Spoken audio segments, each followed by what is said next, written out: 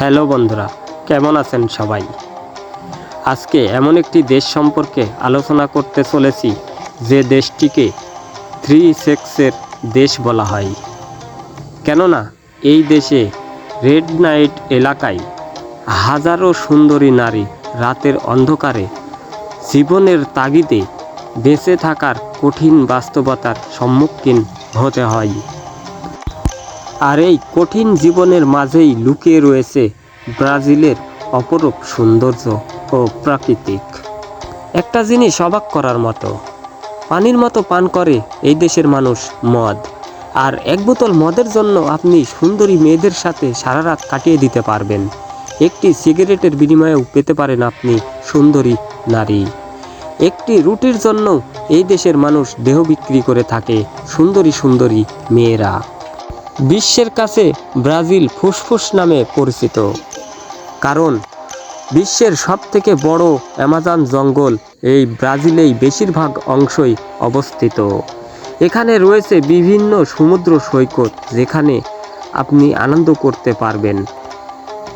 ব্রাজিলের মানুষেরা অক্সিজেন ছাড়া বেঁচে থাকতে পারে, কিন্তু ফুটবল থেকে নয়।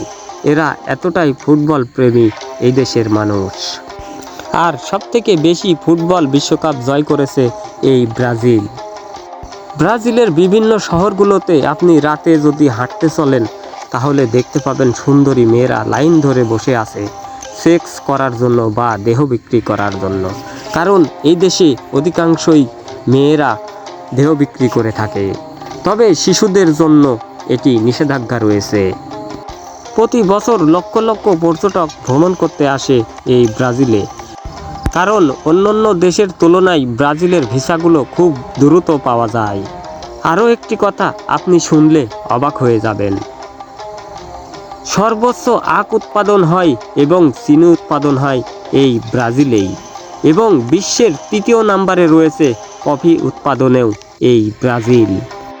আরও একটি কথা শোনা যায়, সেটি হচ্ছে যে কোনো পর্যটকদের জন্য সুন্দরী মেয়েরা অনেক সময় ফ্রি সেক্স করে থাকে বা দেহ ব্যবসা করে থাকে। আপনি চাইলে সেখানে গিয়ে যে কোনো কিছু করতে পারেন, কারণ এই দেশে প্রতি বছর লক্ষ লক্ষ পর্যটক বিভিন্ন দেশ থেকে ভ্রমণ করতে আসে এই ব্রাজিলে। ব্রাজিলের মানুষ এতটাই ফুটবল প্রেমী, আপনি চোখে না দেখলে বিশ্বাস করবেন না। এই ব্রাজিল সম্পর্কে আমার এই ভিডিওটি কেমন লেগেছে অবশ্যই কমেন্ট করে জানাবেন। আর আপনি যদি এই ভিডিওতে নতুন দর্শক হয়ে থাকেন তাহলে অবশ্যই চ্যানেলটি সাবস্ক্রাইব করবেন। ব্রাজিলে একটি দ্বীপ রয়েছে যেটাকে সাপের দ্বীপ বলা হয়। রাস্তার মাঝ দিয়ে যেতে আপনি অ্যানাকোন্ডার সাথে দেখা হতে পারে, এটা ভয়ের কিছু নেই, কারণ অ্যানাকোন্ডাকে আপনি যদি না লড়েন তাহলে আপনার কোনো ক্ষতি করবেন না।